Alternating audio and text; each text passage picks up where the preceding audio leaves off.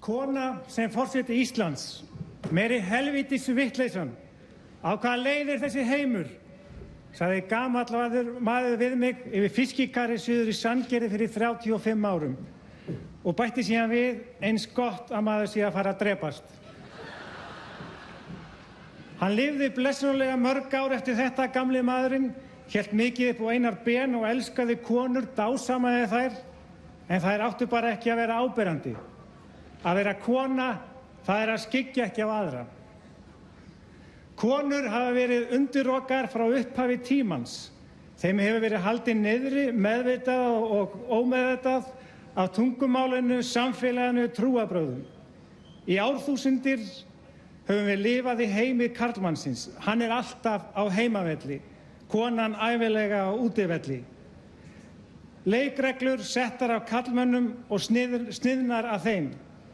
Hið karlæga svo upphafið að jafnvel Guð var að gera sér að góðu að vera álitinn karl.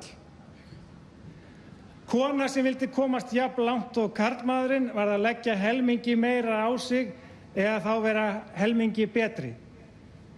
Sem er óréttlæti og ævintýraleg heimska sem er því miður ennþá við lýði í dag. Margt hefur batnað en samt óralangt í land.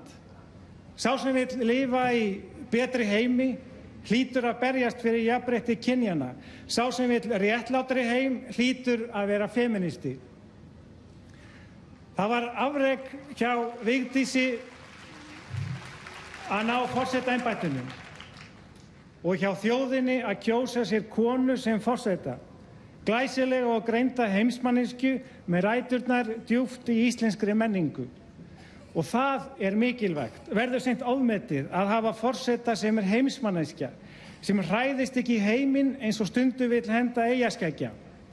Heimóttaskapur heitir sú hræðsla. Ein birtingarmynd hennar gæti verið sú staðhæfing að það sé hættulegt að borða útlent kjöt.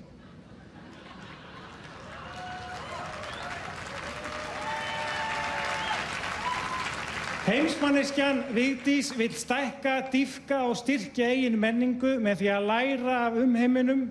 Vigdís horfir á heiminn og hugsar: hvernig get ég lært af honum? En hún hugsar líka: hvernig get ég auðgað hann? Hún hugsar ekki: hvernig get ég grætt á honum? Einhver segir: nú skal græða, en þá hugsar Vigdís ekki pening og kvótabrask, heldur byrjar að planta trjám. Hún er forseti Íslands og gróðursetti tré. Skildu við það á sínu tíma meðan hún var forseti hversu mikilvægt það var. Því það er menningin í sinni fallegustu mynd, hin djúpa hugsun.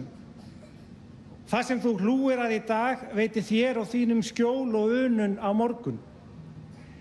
Lengra frá henni ófrjói pólitískri tækifærismennsku komist við ekki. Því Vigdís er andstæða tækifærismennskunnar. Kannski vegna þess að menningin er órjúfanlegur hluti af persónu hennar og gefur henni yfirsýn. Þess vegna hefur hún ætíð séð vítt og veit að góðir hlutir gerast hægt. Hún steig aldrei upp í breiðfótur auðmanna með yfirlýsingar að nú skyldu Íslendingar sigra heiminn.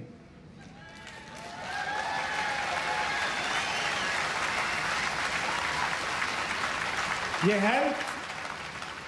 held að Vigdís hafi hvorki áhuga á að sigra heiminn né að fela sig fyrir honum. Hún vill auðga heiminn. Hún er sú sem ræktar víðsýni í brjóstum fólksins. Og þess vegna er eins og Ísland stækki í hvert sinn sem við nefnum nafn Vigdísar Finnbogadóttur.